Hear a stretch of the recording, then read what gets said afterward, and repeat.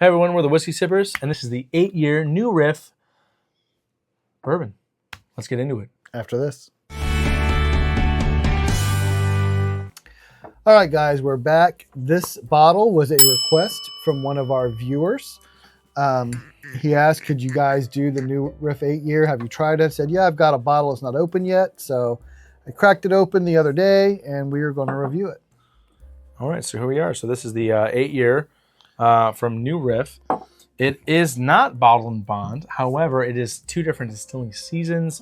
So technically, I think that's, let us know if I'm wrong here, but that is the reason why it's not bottled in bond. It is 100 proof. Yeah, 100 proof. All other categories are met except for that distilling season thing. But anywho, it is 65% corn, 30% rye, and 5% malted barley, aged at least 8 years. 8 years. And this is their own distillate from... This is their own distillate. Yeah, this is... They have been in operation for... Since 2014, 10 years. I think. Yeah, 10 years now. So yeah. This is their first kind of aged release.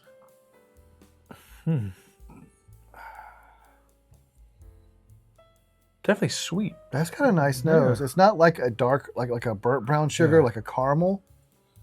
It's more like a bright sweet sugar, like a cotton candy almost. Yeah. Cotton candy Riff, you know what I'm saying? You can phrase that, New Riff. You can that, yeah, whatever kind of a sugar you make cotton candy out of, it kind of reminds me of that. Very sweet. Yeah, it's out of the New Riff, normally I get more of like that brash, pecan-y baking spice, and this is just a sweeter. I mean, I'm not sure just because it's a little lower proof, but it's definitely sweeter than normal New Riff. On the nose for sure. Yeah, on the nose. We'll get to the palate, we'll see. So. Yep. All right. Hey, well, ready? Cheers. Go.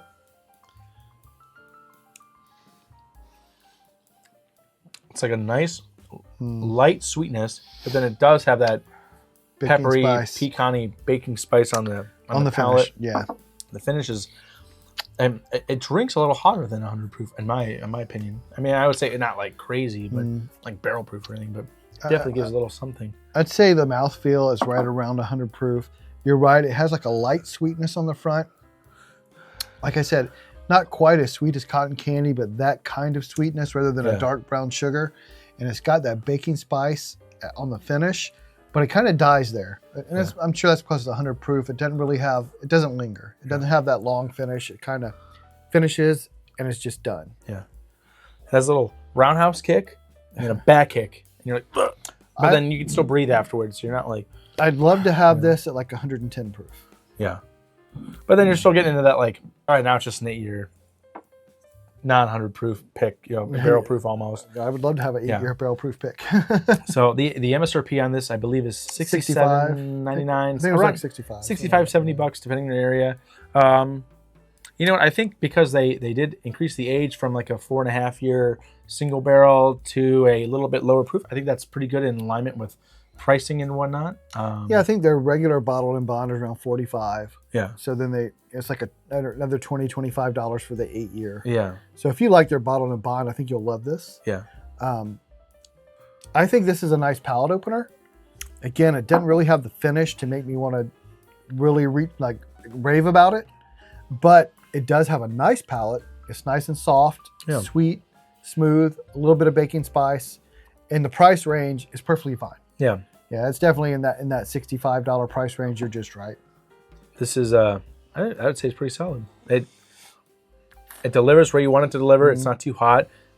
And when they exemplify their baking spices and all that, it's a little bit tame, but you get more sweetness out of it. So yeah, a little sweeter, but you still get the baking spice to it. If you like New Riff, I think you're definitely going to like this. Yeah. I think it'll be right up your alley, and I think it's the right price range. So you'd call it a buy then? Yeah, I'd say at the price, it's a buy. If somebody's trying to, I don't know if this goes for anything on secondary. Probably, if anything, $100. Yeah, I wouldn't pay $100 for it, but around $65, it's priced just right as a buy. Yeah, you were down in Kentucky the one time coming back up, and I was like, well, I'll get a bottle of it, and I'm glad I have one. Yeah, I got it from the distillery. But I feel like if you miss out on it, you're not going to be like, oh, I missed out on it. Oh, man. Yeah. Like it's not something I'm going to hunt for. I'm going to search for. Yeah. But you run across it at its MSRP. Yeah, absolutely. Pick it up. It's a nice sipper. It's a nice something to have in your collection. Yeah. But it's not something to go out and hunt hard for.